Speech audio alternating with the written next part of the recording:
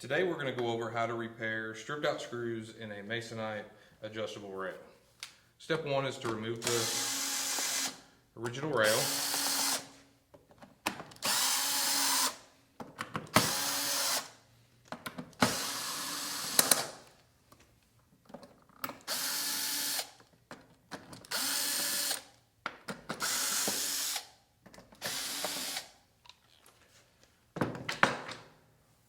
In the top of the rail, you'll see the screws, holes.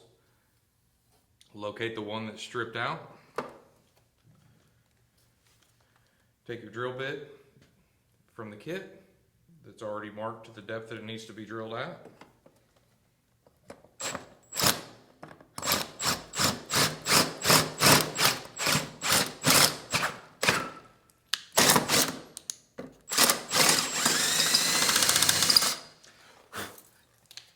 Use a vacuum and clean out the hole.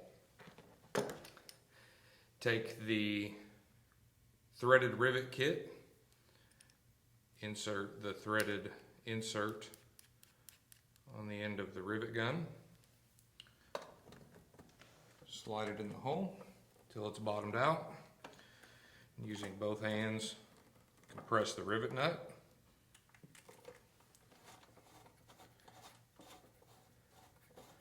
Back off the rivet nut, and there's now an insert that has been added that will repair the threads and allow the threshold to be screwed back down.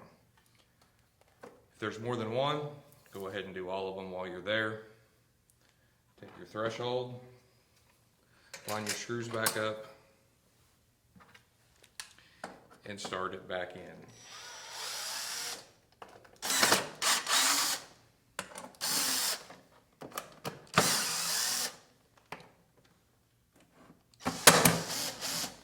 When adjusting the threshold, you don't want to use a drill, you want to use a manual screwdriver.